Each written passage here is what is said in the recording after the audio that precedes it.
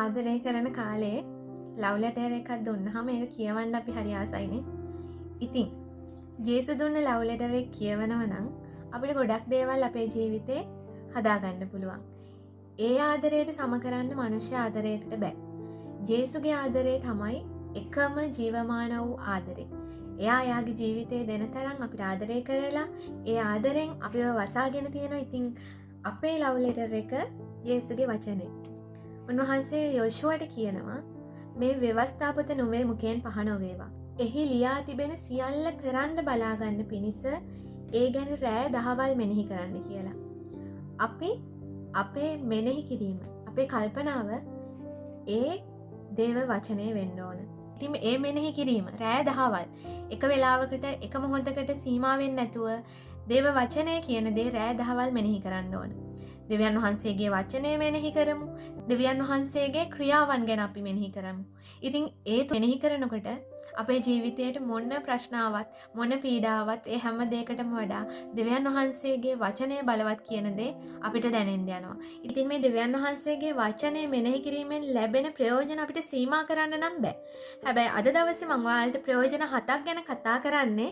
ඒක ඔයාලට දෙවියන් වහන්සේගේ වචනය මෙනෙහි කරන්න උපකාරයක් වෙන පිණිස. පළවෙනි එක ලෝකයෙන් ලැබෙන ඒ රිදවීම අඩු වෙනවා වගේම වේදනාවන් අඩු වෙනවා. ඒ කියන්නේ අපිට ආලෝකය ලැබෙනවා. අඳුරේ ගියපු කාලේ ඉවරයි. අපි ආලෝකය යන දරුවන් වෙනවා. දෙවෙනි එක. අපේ ජීවිතයේ අනවශ්‍ය හැම දෙම ඉවත් කරනවා. උන්වහන්සේගේ වචනය කරන කොටගෙන නුඹලා පවිත්‍රය කියලා උන්වහන්සේගේ වචනය කතා කරනවා. තුන්වෙනි එක. සාතන් විසින් දමලා තියෙන හැම බලකොටුවක්ම බිඳින්න උන්වහන්සේගේ වචනය මෙනෙහි කිරීම බලවත්. හතරවෙනි එක. අනවශ්‍ය හැම දෙයක්ම ඒ වචනයෙන් කැපිලා ඉවත් වෙනවා. මොකද දෙවියන් වහන්සේගේ වචනය කියන්නේ දෙමුවහත් කඩුවක්.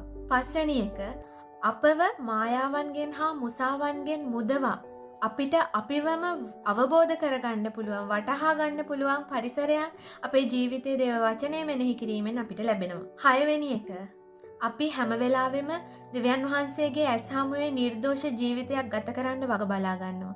ඒ පවිත්‍රකමට අපි ඇතුල් වෙන්න යනවා නිතරම දේව වචනය මෙනෙහි කරන කෙනෙක් නම්. අවසාන එක.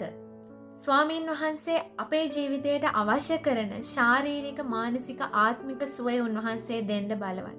ඉතින් මේ කාරණා සියල්ල උන්වහන්සේ දෙන්න බලවත්. ඔබ අද සිට දෙවියන් වහන්සේගේ වචනය මෙනෙහි කරනවා නම් උන්වහන්සේ සියල්ල ඔබට නිදහස් කරනවා. Yes, පිහිටයි.